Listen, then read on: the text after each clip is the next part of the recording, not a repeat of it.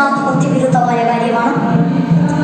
Indian ഭരണഘടനയുടെ ആത്മാവായ Indian ജുഡീഷ്യറിയെ പോലും തങ്ങളുടെ ഇംഗിതത്തിനനുസരിച്ച് പ്രവർത്തിക്കുന്നില്ല എന്നതിന്റെ പേരിൽ പരസ്യമായി അവഹേളിക്കാൻ ശ്രമിച്ച സംഭവം ഏറെ ഞെട്ടിപ്പിക്കുന്നതാണ്. ഇന്ത്യയിലെ വൈവിധ്യങ്ങളെ ഏകീകരിക്കാനുള്ള നിലവിലെ ശ്രമം നാം കാണാതെ പോരുത്.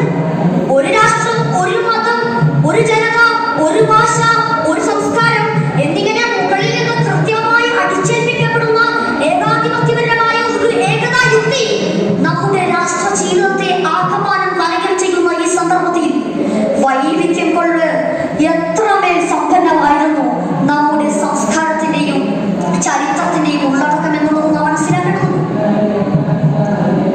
ഒരു പൂന്തോട്ടത്തിലെ വ്യത്യസ്ത പൂക്കളെ പോലെ നമുക്ക് ഒരുമിച്ച് നിൽക്കാൻ സാധിക്കണം. സ്നേഹത്തിന്റെയും സഹകരണത്തിന്റെയും വഴിയിലൂടെ നാം മുന്നേറണം. രവീന്ദ്രനാഥ് ടാഗോർ പറഞ്ഞതുപോലെ വൈയക്തികമായ മനസ്സും സ്വതന്ത്രമായ അറിവുമുള്ള ഇന്ത്യ സാക്ഷാത്കരിക്കാനാണ് നാം എല്ലാവരും പ്രയത്നിക്കേണ്ടത്. എന്റെ പ്രിയപ്പെട്ട കൂട്ടുകാരെ, ഇന്ത്യയെ വൈവിധ്യങ്ങളുടെ കലവറയാക്കേണ്ടത് നമ്മുടെ ഉത്തരവാദിത്തമാണ്.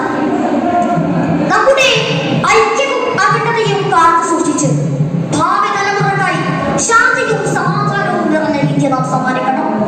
ഗാന്ധിജിയുടെ പാത പിന്തുടർന്ന് അംബേദ്കറിന്റെ ചിന്തകൾ ഉൾക്കൊണ്ട് നെഹ്റുവിന്റെ ദർശനത്തിലൂടെ നമുക്ക് മുന്നേറാം.